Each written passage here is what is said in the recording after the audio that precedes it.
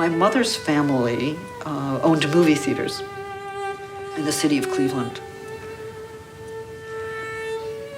And like many Jews, they entered into a new industry that started up in the 20th century. I think I grew up with a generation of American Jews who understood that assimilation meant conforming to certain gender norms that were presented in the Hollywood movies. So my grandmother slowly but surely became Helen Hayes. And my mother slowly but surely became kind of Joan Crawford. And my grandfather, I think maybe he was Clark Gable or Omar Sharif or something like this. So I grew up with these people who were, they were Jews, they belonged to the Jewish community, but they were also Americans, and they were both leading their community lives, but very much wanting entrance into American society.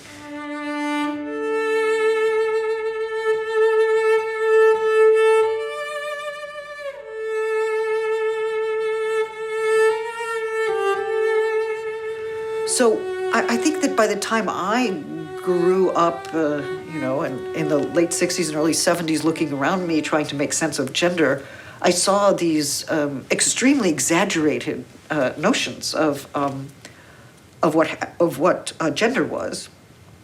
But I think that these were notions of Hollywood gender that came through Jewish assimilation, and maybe gender trouble is actually a theory that emerges from my effort to make sense of how my family embodied those Hollywood norms and how they also didn't. They tried to embody them, and then there was somewhere in which they couldn't possibly.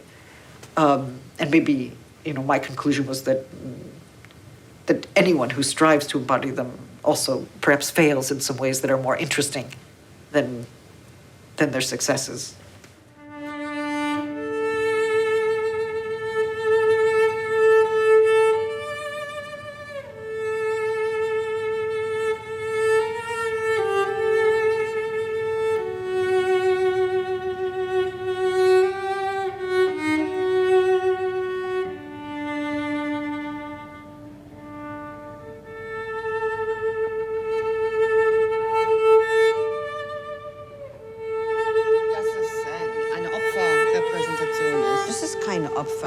Ich glaube, das ist kein bloß Opfer.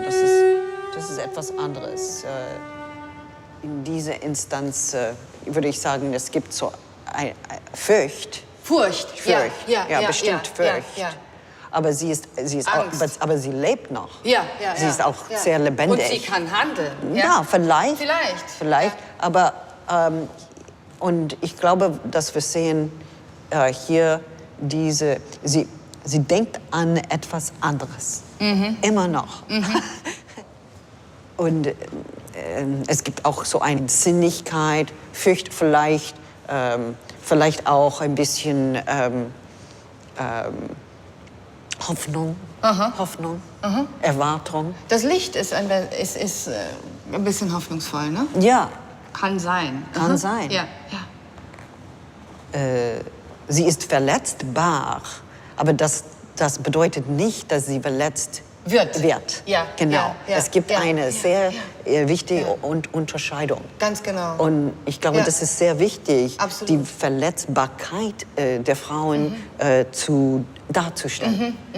Das ist wichtig für den Feminismus. Das ist nicht gegen die Feminismus. Das ist kein feministisches Problem. Das ist Aber viele können es nur lesen als Opfer. Warum? Ja, das ist auch eine lange Geschichte. Im Feminismus hat es dieser Opferdiskurs. Aber sie spielt ein bisschen mit diesem Stereotyp, glaube ich. Ja.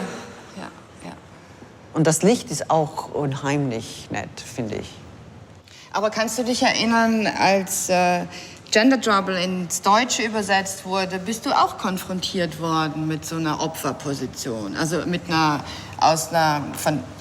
von sogenannten Oldschool-Feministinnen, die doch immer wieder da hineingefallen sind in diesen Opferdiskurs. Ja. Oder? Hattest du den Eindruck? Ja, ich hatte das Eindruck, aber damals hat einige Feministen gedacht, dass wir die Frauen immer als Opfer beschreiben müssen Ja. oder auffassen müssen. Ja, ja. Und ich habe betont immer Handlungsfähigkeit. Und das war vielleicht kontrovers. Aber die Schermen hier, ich glaube, das ist so eine Frage von Lust. Lust, ja? Ja. Ja, Lüsten. Ja, Lüste. ja. Ja. Lust. Das ist ein Foto von Lust. Das ist, und man könnte sagen, so in den Vereinigten Staaten, die McKinnon und anderes, würde ich sagen, das ist vielleicht eine Art von Pornografie. Wie sagt man? Pornografie. Pornografie. Ja. Aber ich glaube, das ist keine Pornografie. Aber es ist eben. Man kann zugleich, ja, sie kann zugleich zerbrechlich und begehrsvoll Begehrensvoll sein. Ja. Das ist begehrenswert. Begehrenswert, ja? Ja. Und das bedeutet, dass wir so eine andere Rahmen, das ist nicht eine pornografische Vorstellung, nach meiner Meinung. It was by accident that one of my friends said to me in graduate school, "Why don't you come give a talk on feminist theory?" I said, well, I had read feminist theory. I'd read Simone de Beauvoir, it was very important. I had read Gloria Steinem. I had great respect for her. She also loved philosophy. And I was very involved in feminist debates, so I would read popular feminist books. And I wasn't sure what to say, since it was the first time I was asked to say something in an academic feminist context. So I went back to Beauvoir, Le Deuxième Sexe, and there I found this one passage, which is, of course, perhaps the most famous passage from Beauvoir, where she says that one is not born a woman, but rather becomes one. And I wrote something about this problem of becoming, and I wanted to know: does one actually ever become one, or is it that to be a woman is a mode of becoming without end, a mode of becoming that doesn't end, that has no end or goal?